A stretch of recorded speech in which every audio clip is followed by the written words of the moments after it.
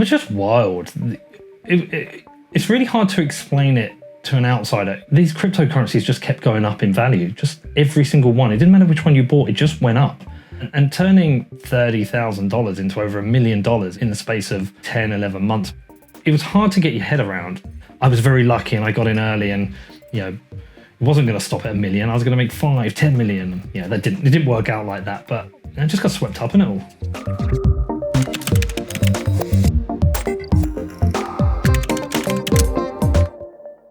The first time I bought Bitcoin was back in 2012.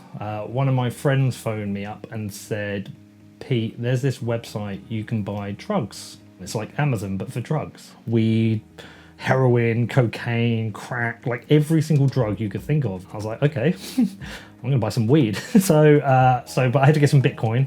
So I went on to local Bitcoins and then I bought some weed.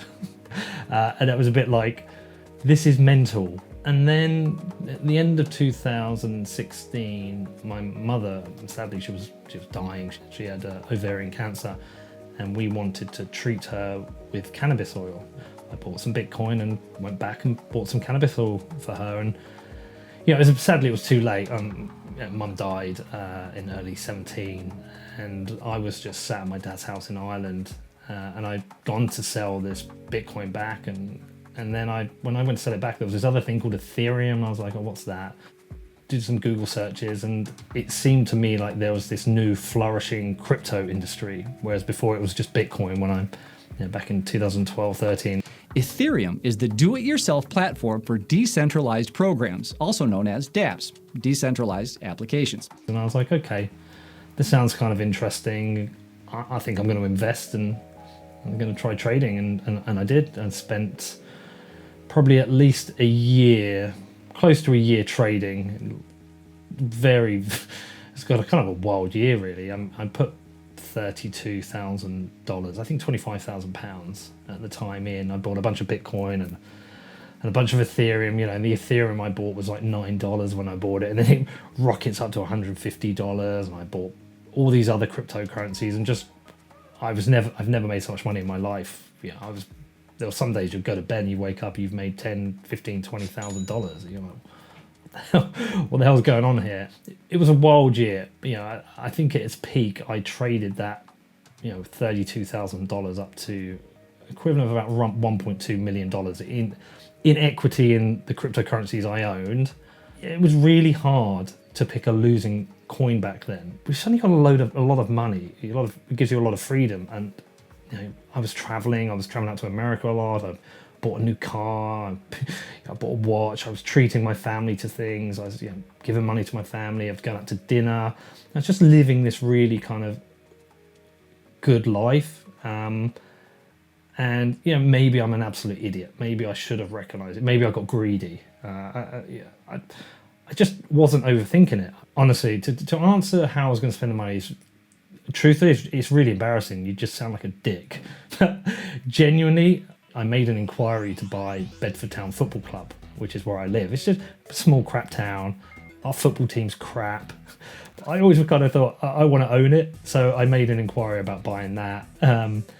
Just stupid, moronic things, really. So I didn't really know what I was doing. I was just getting lucky, really. It's just fucking about on this thing, like a lot of people were, just going, well, I'll buy that and it's going up, and then I didn't know that these kind of markets went in cycles, and I wasn't prepared for the end of the market. And then in, I think it was January 2018, the market crashed, and the value of my cryptocurrency holdings just dropped quite heavily. But I kept thinking it would come back, but it didn't. It just kind of kept getting worse and worse and worse, and by mid 2018, pretty much everything I made had gone. So I had a very short period where I was like, oh god, this is dead. Oh fuck, I'm fucked up there. But there was no point I was like, fuck it, I'm done with this. I just became focused on Bitcoin. I just thought Bitcoin was just a really interesting technology. When you look at how people were managing to use it in, to avoid capital controls in certain countries, or they were using it to get money just into a country, or that kind of censorship resistant property that allows you to send it to people. I think what I learned coming back into the current cycle, because obviously if anyone's listening to this, they've probably seen that Bitcoin's at like nearly $60,000 again, and yeah, they're seeing that's flying. There's a lot of interest. There is a similar level of excitement between now and 2017, and I'm sure 2013 as well, and the previous bull cycles. And I always think the excitement is people are getting rich. You can't pretend that's not happening. Some people out there are getting rich. If I owned all the Bitcoin I had at the peak, I would have over $10 million of Bitcoin right now. And look, I could dwell on it, but I kind of got over it pretty quickly when it happened. It's annoying, but I'm still okay. Yes, I wish I had that 10 million and I'd go buy a big house and a Lamborghini, but I don't, so, fuck it.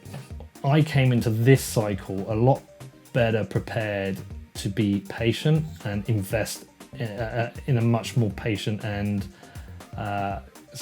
controlled way. I'm only going to buy Bitcoin, and I'm going to do it at a decent price. I'm going to be very patient, and I'm going to hold this Bitcoin for a number of years.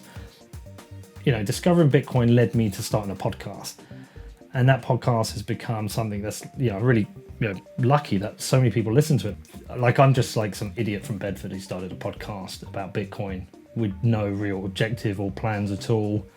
I'd have no training in economics. I'm not technical. I just started this podcast, and then it's like when you log into the charts and you see yourself at number one, and you see below you've got Bloomberg and BBC and the Financial Times. It's a real surreal moment. It's a bit kind of hard to take in. Sadly, I've never made a lot of money with Bitcoin, but I know a lot of people have, and I'm just going to go around to each of them and say, I need a bit of money from you and a little bit of money from you, and what a great story. We could turn Bedford into the Bitcoin football club, and we could try and get them in the Premier League. I'd love to do it. I don't know if it will happen. It'd be amazing if I could, though.